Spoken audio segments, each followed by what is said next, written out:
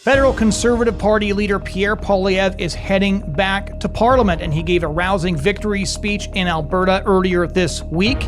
He talked about immigration. He says he wants less people coming in than are leaving. His riding is very socially conservative. What does that mean for his positions going forward? And finally, Canadian nationalism. Is it still possible for Conservatives to embrace a populist position on Canada's beautiful heritage? All that's coming right up. Congratulations, David. Thank you very much. Great to be with you. Thank you so much. Thank you very much. Pierre Poilievre is heading back to Parliament after winning his by-election. In Alberta, he won with over 80% of the vote, and kind of a funny statistic here, he won more than the other 214 candidates on the long ballot combined, which instead of delaying his victory or making it more complicated or putting him below the 60% threshold, it looks like all these candidates who signed up in Battle River Crowfoot in order to hamper Pierre Poilievre's victory have instead given him what must surely be some sort of record in a democracy. Has there ever been a candidate who won more than the other 214 candidates on the ballot combined? So looking at these numbers, because there's a lot of interesting things about this by-election in Battle River Crowfoot. So the background for those of you who aren't aware, Pierre Poilievre, despite a pretty good turnout in the federal election, lost his own seat in Carleton in Ontario. It was a pretty bad show for the leader of the Conservative Party to lose his own seat, and so the Conservative Party parachuted him in to the safest Conservative riding in the country in rural Alberta, and he won that seat on August 18. The MP who had just been elected there, Damien Curic, agreed to step aside to make way for Poilievre. There was a lot of discussion, as there always is in the press, about whether or not Pierre Poilievre would pull it off, about whether or not all these candidates who signed on to the ballot to complicate matters might mean he hit a low threshold and therefore limit the mandate he had as the federal Conservative Party leader, or to cause trouble for him in the upcoming leadership review. But none of that ended up being the case. Again, 80.4% of the vote, which is an overwhelming victory. And that's despite the fact that there was even very high turnout. So there was a 58% voter turnout, which for a by-election in Canada is really crazy, which definitely means there's a lot of enthusiasm for him in this riding, which is not surprising. This is where they put him. And so Pierre Poilievre has been counted out since the election quite a bit because Mark Carney's popularity has undergone a bit of a post-election surge because he seems like the adult in the room, unlike Justin, people-kind Trudeau.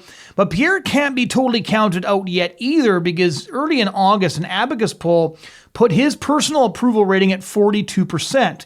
Now, Carney is still substantially higher at over 50%, but it's pretty rare for a Conservative Party, for the losing party after a federal election, not to dip in the polls. And so that's really interesting. Now, before I get into some of what this means, I'd like to just walk through a couple of clips from Pierre Poilievre's victory speech, because there's a couple of things I think that are really worth commenting on. Because Pierre Poilievre, because he's no longer running in sort of a city riding, but is in a very rural Alberta riding that's very conservative, this means that some of the incentive structures have changed for the federal Conservative Party leader, which will be really interesting because now you've got somebody who needs to run as the Prime Minister for all Canadians, but is now also the Member of Parliament for the most conservative riding in the country. So let's take a look at Pierre's victory speech here.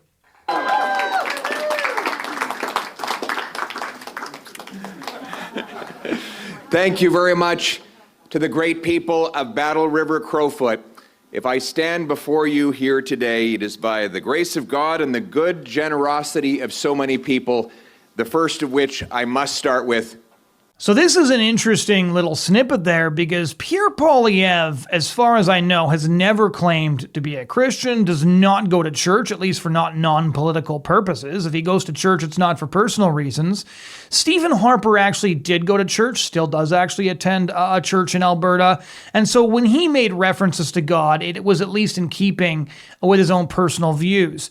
And so I noticed right away watching the speech that instead of just saying the sort of God bless Canada standard thing that most conservative leaders do, he actually said that he won this election by the grace of God, which is just kind of an interesting thing. Now, I'm not going to do the thing that MAGA Americans do, which is every time Donald Trump says anything remotely Christian sounding to immediately attribute all kinds of personal belief to this. As far as I know, Pierre Poilievre is not a Christian, but the fact that he's saying this means one of two things. It means he's either thinking about stuff or, in my mind more likely, he's saying this because he's in a very religious riding, which is something that we'll get to in a minute. The riding he's in is very conservative, and throughout the speech, there were times when Pierre Poilievre said things that were very much attuned to the audience. The audience, of course, of a rural Alberta riding rather than a city Ontario riding. Thank you to the incredible Damien Couric, who has made, thank you.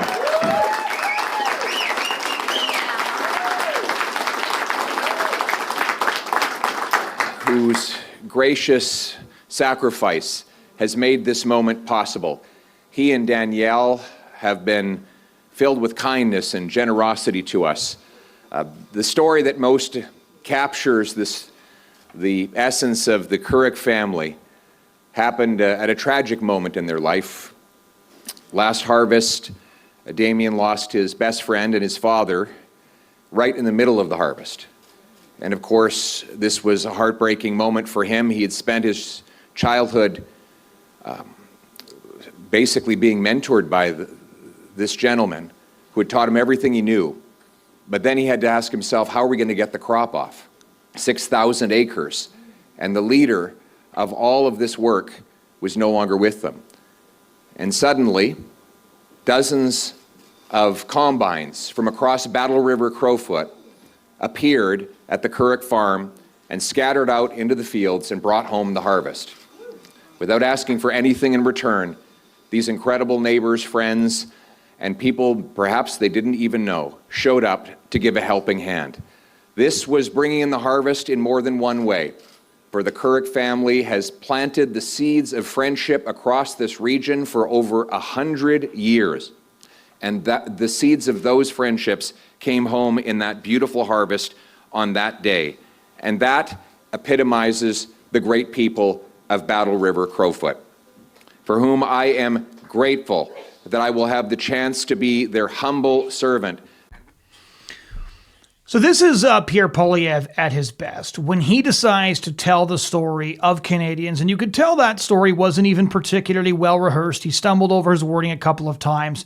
When Pierre Poilievre tells the stories of Canadians back to them, it's when he's at his most effective as a leader, because very few Canadian politicians do this, and very few of them do it effectively. And the story that Pierre Poilievre described is also powerful because there's a lot of people who, if they're from rural areas, will recognize stories like this. I remember in the region of southern Ontario where I live, that a farm blew down, or a barn that was being built blew down in the middle of a really brutal windstorm one night. And before the farmer even woke up, there was neighbors arriving with equipment to start picking up the walls, to start picking up the pieces of the roof and to start that work. He didn't have to call anybody. Somebody had driven by, had seen what happened, texted some people, and there was already people willing to help. And stories like that are really powerful and kind of emphasize the power of local communities. And it's just true that you generally don't get the same sort of thing in the city. So I thought that little clip there was definitely Pierre Poilievre at his best. Now, the speech is 18 minutes long, but I only wanted to look at a couple of pieces. I want to play one other short piece of the speech here because, again, Pierre Poilievre's speech was definitely calibrated towards a conservative audience. I almost wondered when I started watching the speech, is he going to deviate into French here and there? Because in rural Alberta, doing a speech in both French and English, which is of course necessary for the leader of a federal party, is not going to be particularly pretty popular. But he did do that. He kind of rushed through the French bits, but he did do the parts of the speech in French. Here's the final clip that I want to take a look at with you. And we will secure our borders by putting an end to the liberal open borders experiment of mass immigration, which has been a disaster. Over the next several years, we need to have more people leaving than coming, so that citizens in Canada can afford homes, can find jobs, and health care again. Conservatives welcome lawful, orderly immigration, but it has to be done in our national interest, the right people, and in the right numbers. In other words, we will fight to restore an immigration system that puts Canada first. This is a pretty gutsy thing for any Canadian politician to say, because you'll notice he said a couple of things there, right? Immigration is kind of one of Canada's sacred cows. And I think the Stephen Harper government handled this very well. Jason Kenney instituted a lot of reforms to the immigration system. But then when Justin Trudeau took over, if you look at any graph, immigration just skyrocketed. And this happened in conjunction with a housing crisis, with an economic crisis, of course, COVID, which did a lot of damage to the economy. And all of these things have been contributing to the fact that, as Pierre has often said, everything in Canada is broken. People are paying high taxes. There's been a bunch of headlines just for the last month about how young people just cannot find jobs. They're spending over 50% of their income often just on renting a house. And so it's virtually impossible for a younger generation of Canadians to get ahead. But still, to say that Canada's immigration system needs to be reformed, that's not particularly controversial. That's sort of an anodyne statement. On the other hand, to say we need more people leaving the country than people coming in, this is a really bold thing to say, because the way Canada's system works is that since mass migration started in the 70s and 80s, and of course really spiked under Trudeau the Younger, is Canada is very, very balkanized. Our uniform national identity has very much collapsed in many ways. Quebec is actually one of the only areas in Canada where it hangs on to its culture, but even in Quebec, it's a post-Quiet Revolution culture. It's sort of a post-Catholic culture, and they have this weird syncretism of sort of secular humanism and French language rights, a huge fealty to a lot of the old Catholic symbols, but a real hatred for Catholic principles. So even in Quebec, we're seeing a sort of post-Christian cultural chauvinism that doesn't make a lot of sense unless you really start peeling back the historical layers. But in Canada, the way a lot of elections work now is Canada's so balkanized that you have different leaders going to different communities and then trying to see if they can cobble together enough of those different communities to turn up at the polls on election day and to put them over the top. It's why very famously you've had politicians saying one thing in French and one thing in English. It's why even when Patrick Brown was running for the leader of the PC party in Ontario, that he got caught in sort of endorsing sex education in English, but then criticizing it in Chinese language newspapers. And that's because leaders recognize that you can't appeal to just one agenda that appeals to all Canadians, even though Pierre Poilievre has tried his best to do that. For the most part, you actually have to look at the map and you have to say, well, this riding is predominantly Sikh, this riding is predominantly Indo-Canadian. You know, there's different ethnic communities in different areas. They all have their own interests. One of those primary interests often is bringing their family members over from their countries of origin to Canada. And so for Pierre Poilievre to say that what we need is more people leaving the country than coming in, this is a statement that is definitely risking some of those communities that he obviously wants to win over and that Conservatives tried very hard to win over. On the other hand, there's a lot of new Canadians who are kind of upset by the fact that they came into Canada expecting a land of opportunity. And as it turns out, they can't do what they did 15 years ago. Show up, get a job, work hard for a couple of years. You can save up enough money for a down payment on a house. You can buy a house and so on and so forth. In fact, one of the stories that didn't get a lot of traction from a couple of years ago was there were Ukrainian refugees who came to Canada who found the cost of living in Canada so high, they decided they'd rather go back to Ukraine. At the end of the day, I guess they'd rather deal with Putin than Trudeau. And so it's really interesting that even in the immigration discussion has changed in ways you would not have seen even 5 years ago. And Pierre Poilievre's statement there is something you never would have heard out of Prime Minister Stephen Harper's mouth. And there's one other point you may have noticed, and I'm surprised that, the kind of progressive commentary with Press Progress and things like that haven't really seized on this, is he said, we want the right people coming in. Now, I think the interpretation for that is pretty obvious. What did Pierre Poilievre mean when he said, well, we want the right people coming in? And you're going to get sort of, the cynical leftists who try to claim that Pierre Poilievre, who's married to a non-white wife, is somehow making white supremacist comments. And that's obviously garbage. Pierre Poilievre doesn't have a racist bone in his body.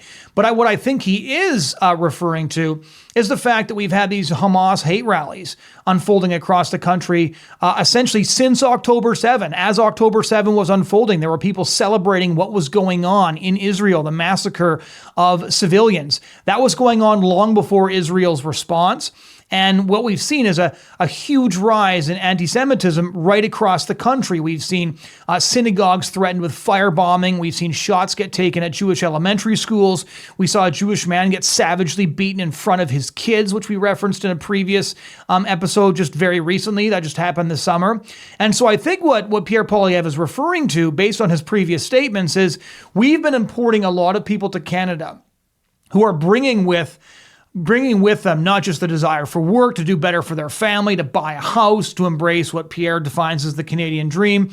Instead, we're bringing in a lot of people who are bringing their prejudices with them. They are bringing their hatreds with them. And then they are utilizing those hatreds and their prejudices to roil Canadian cities with rallies that are essentially calling for violence and hatred towards those who are already here. And the National Post has published several stories already of Jewish Canadian families who have decided to give up on Canada, move out of the country, go to the United States, because people who have moved to this country are supplanting those who were already here, because their hatreds and the fact that our judicial system is so broken that those who express these hatreds and those who actually act on them are not being adequately punished, which is not unique, by the way, to those threatening the Jewish community. Violent criminals of all stripes and of all kinds who have committed all kinds of different crimes are basically getting off scot-free in Canada. Our judicial system is an absolute scandal. But still, if you look at what Pierre Poilievre said here, to have the leader of a conservative party say we want more people leaving than coming in, and when we do have people coming in, we want the right people coming in, these definitely are really sort of bold populist statements to make. One of the interesting things that this brings about as well is one of the major challenges for Pierre Poilievre, and there was a lot of discussion about this online during the by-election. And Pierre Poilievre, you'll notice also from those clips that we gave, Pierre Poilievre has definitely been humbled quite a bit by his loss. During the federal election campaign, he was kind of bragging about his rally sizes. He was riding really high. He had so many large crowds that I think there was this sense of invincibility. And now he's really been humbled. He reminds me of the chapter in the A.A. Milne book, Tigger Gets Unbounced. He's now very humble. He now recognizes he's going to have to work really hard. He told Politico that he's fighting like he's one vote behind, and that paid off on election day. So you're seeing a more humble Pierre, a Pierre who recognizes he can't take anything for granted, but still somebody bold enough to put forward an agenda previous conservative leaders wouldn't have. And so there's been some people complaining, some conservatives complaining online, and I agree with the complaints, but I think it's important to look at the reality of Canada is that Pierre Poilievre is definitely a fiscal conservative. He's being more populist on immigration. He's more openly addressing the root causes of inflation and the underemployment or straight up unemployment among young Canadians, about skyrocketing housing prices. So he's not just talking about Canada's economic conditions. He's also talking about the fact that we've been shipping in millions of people. We're up to 40 million people now, and millions of people came in during the Trudeau tenure, and we didn't even have enough houses for the people who were here. So he's getting gutsier on that. But a lot of people are saying, well, what we want is a cultural conservative, somebody who talks about Canadian heritage. And Pierre's tried to do that at different points.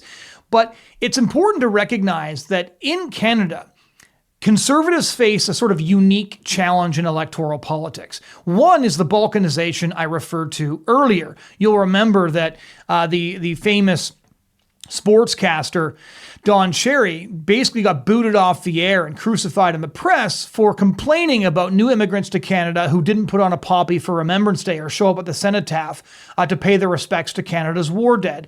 Now, that statement, in the context of what Pierre is saying now, looks kind of tame because, yes, it's not unrealistic at all to expect people who come to this country to respect the traditions of this country. Traditions like Remembrance Day, which I would say, as far as civic holidays go, is probably the most sacred civic holiday because you're recognizing that Canadians died on foreign battlefields to defend what it means to be a member of Western civilization.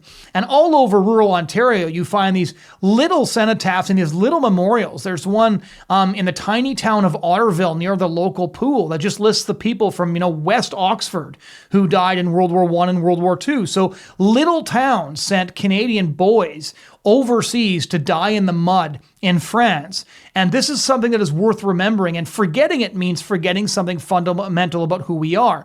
But when you bring in communities of people who choose to balkanize, and when the political system rewards that balkanization, then you have trouble when you're a federal national politician who wants to sort of aggressively promote a form of cultural conservatism when a huge number of the voters that you're trying to persuade to vote for you have no connection whatsoever to that history and are disinterested in having a connection to that history. This is what I think Pierre Poilievre was getting at when he talked about the right people.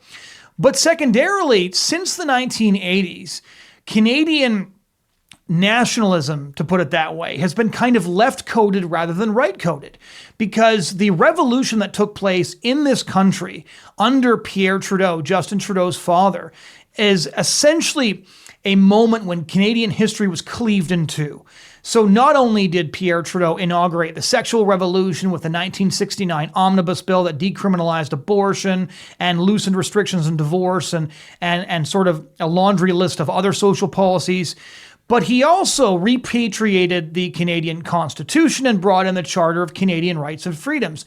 And many Canadians now don't even remember the debate that took place when Pierre Trudeau was trying to get the Charter of Canadian Rights and Freedoms through. Now, Pierre Trudeau treated his own liberal backbenchers as essentially non-entities that had to go along with his national vision for a charter and for multiculturalism.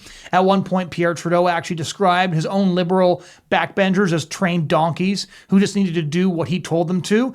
And a lot of premiers and a lot of conservatives and even some leftists disagreed with the idea of having a Charter of Rights and Freedoms because it was the elimination of parliamentary supremacy. If Parliament passes laws you don't like, you can always door knock and work really hard and get new MPs elected, get a new Parliament put in place, repeal that legislation and pass legislation of your own. But when you have a Charter of Rights and Freedoms subject to the interpretation of an appointed judiciary, what this means is that parliamentary democracy has very little power to actually affect change in the direction of the country, which was Pierre Trudeau's entire point.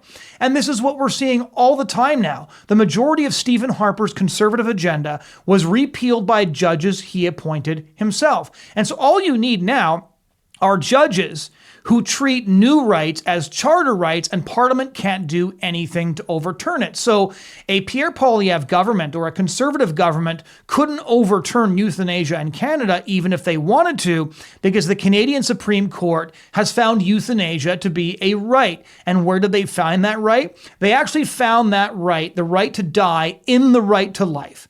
So judges can essentially read their own interpretations into the Canadian Charter of Rights and Freedoms, leaving Parliament increasingly powerless to do anything to override judicial supremacy, meaning that Canada is increasingly ruled by an unelected judiciary, and the people we send to Parliament have very little power to do the things that we send them to Parliament to do.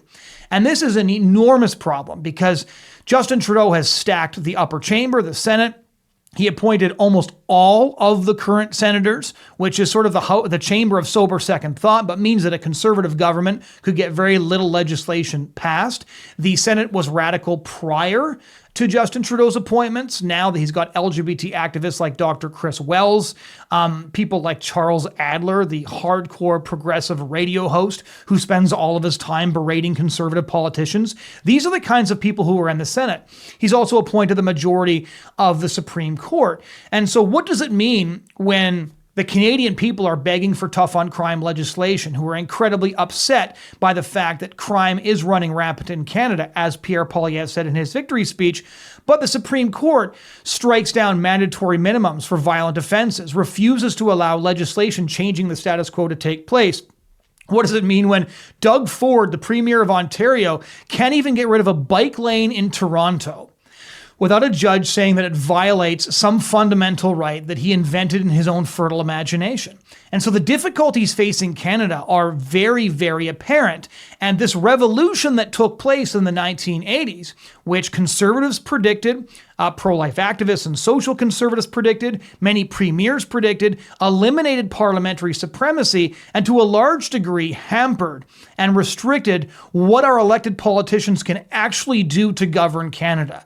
And so, back to my original point, this means that nationalism in Canada has now become kind of left-coded, because when Mark Carney, when Justin Trudeau, when they talk about elbows up Canadian patriotism and protecting fundamental Canadian institutions, they're not talking about the grand tradition of the Westminster parliamentary system, of British conservatism. What they're talking about is the revolution instituted by Pierre Trudeau. What they're talking about is the country governed by judicial supremacy that we currently live in. So Canada actually has, we hear a lot about like deep state in the United States. Canada actually kind of has a deep state, which means that a majority conservative government, overwhelmingly elected, let's say in a landslide election, could have all of its key policies that it was elected to implement overturned by a handful of judges elected by their ideological opponents and political predecessors.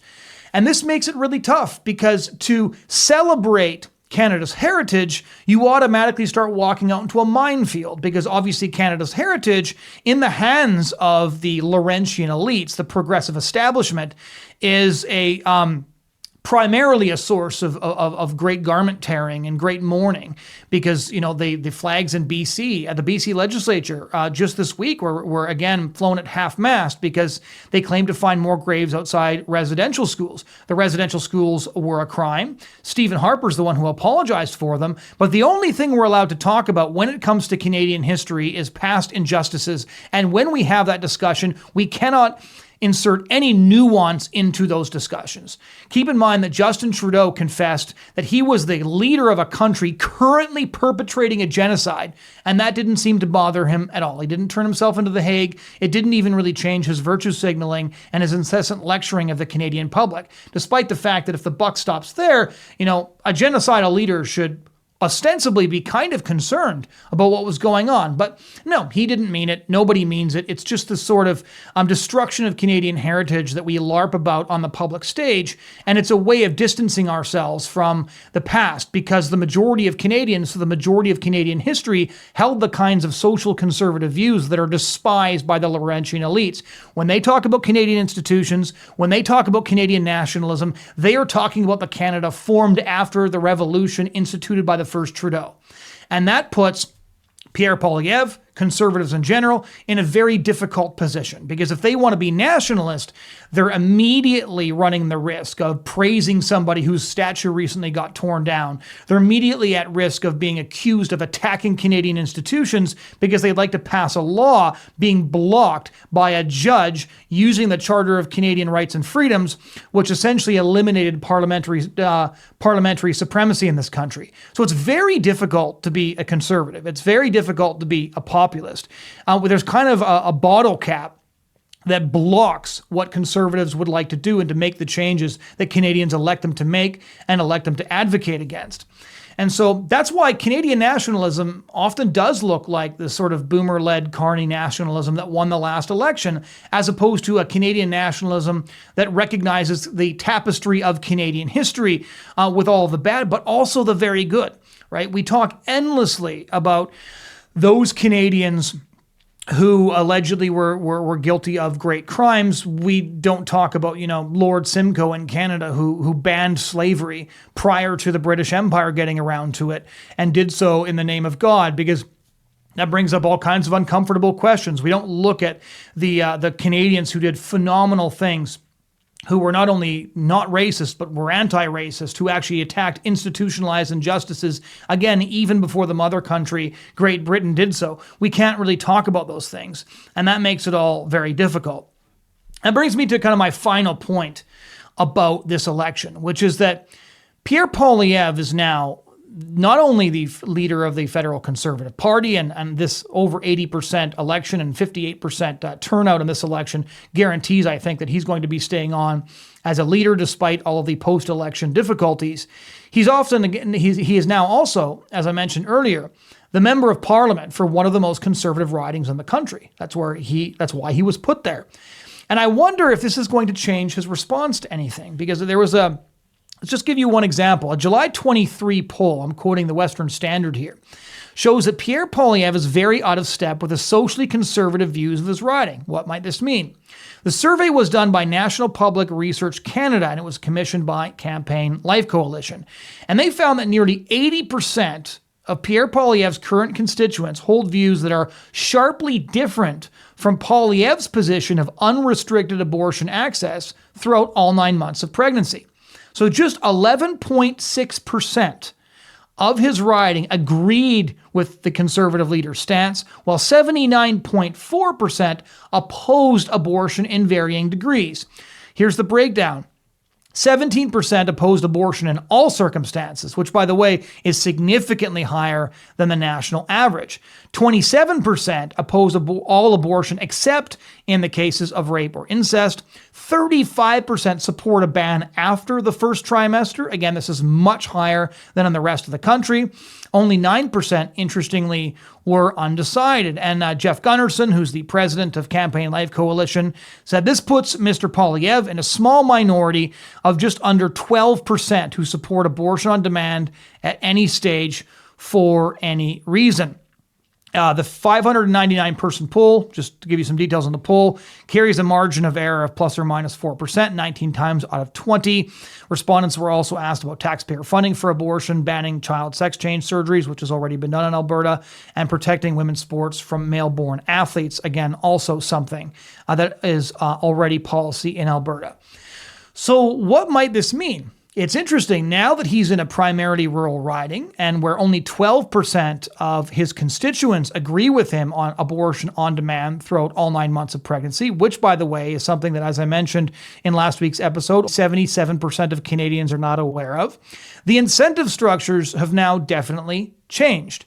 Again, he's the federal Conservative Party leader, but he's also an MP. He's a member of parliament who is obligated to represent his constituents. And he explained a number of times on the campaign trail when he was confronted with the fact that he doesn't live in this riding, although he did grow up in Calgary. He hasn't lived in Alberta since around the year 2000. I don't think has any plans to live in the riding, although I'm sure he'll rent a place there because he's going to have to open a constituency office. But he said there's sort of pluses and minuses to having the federal leader as your MP. On one hand, he's gone a lot, as Pierre Poilievre will be. This is probably the most door knocking he's going to do in his riding for a while. But additionally, it means that you can bring attention to local concerns. Well, this poll kind of highlights the fact that local concerns and local views in Battle River Crowfoot are a lot different than they were in Carleton. And this is kind of different because you see Pierre Poilievre out there and he's speaking to a crowd of rural Albertans, and behind him he's got his very pro-abortion wife from Montreal, and they're talking about how much they love the small town rural values of Alberta, and he's telling heartwarming stories of neighborhoods and how the MP he's essentially replacing, his family's been there for over 100 years. But I wonder, now that the incentive structures have changed, it will present an interesting conundrum for Pierre Poilievre. And this, I think, is an objectively good thing. The fact that the federal Conservative Party leader is now the MP for a riding where only 12% of people affirm his position on abortion at any stage for any reason, these pressures may be brought to bear on him. It certainly provides an opportunity for social conservatives to place pressure on him in his own riding. It'll be a lot easier to organize petitions, a lot easier to at least demand that Poilievre scale back on these things, and hopefully this will also encourage him to be more vocal on social conservative issues that are accepted by a majority of the Conservative caucus. Hopefully this will prevent him from attempting to suppress his caucus when they are attempting to speak out on issues that his riding also cares very deeply about and would be upset about if they were made aware. So overall, this was not your average boring by-election. By-elections get a lot of attention in this country, and they especially get a lot of attention in this country because usually they're sort of seen as bellwethers about how the ruling party is doing, or they're seen in this case as a referendum on the future of the leader of the Conservative Party. But it also means that there's going to be a lot of changes that are ostensibly going to happen. That Pierre Poilievre's new riding is very different from his old riding, that he's definitely been very humbled. And although I'm not particularly confident that he'll change any of his positions, the incentive structures have changed, and that definitely offers an opportunity to small C conservatives who care about Canada's culture, care about its heritage, care about the century-long tradition in Canada of support for the sanctity of life, which was first instituted by John A. Macdonald and was enshrined in Canadian law all the way up until Pierre Trudeau repealed it in 1969. Those of us who disagree that Canadian nationalism means a commitment to the Canada that came about as the result of Pierre Trudeau's revolution, and instead still hold loyalty to the Canada that was rather than the Canada that is. Perhaps more of these pressures can be brought to bear on the federal Conservative leader. His speech certainly indicated that his tone is shifting somewhat and that he feels either freer or perhaps more obligated to say things differently and to say things he wouldn't have previously said. Thanks so much for listening to this episode of the Bridgehead Briefing. If you enjoyed this commentary, please do share it around, hit the subscribe button, drop a comment in the comment section to join the conversation. Thanks once again so much for your time.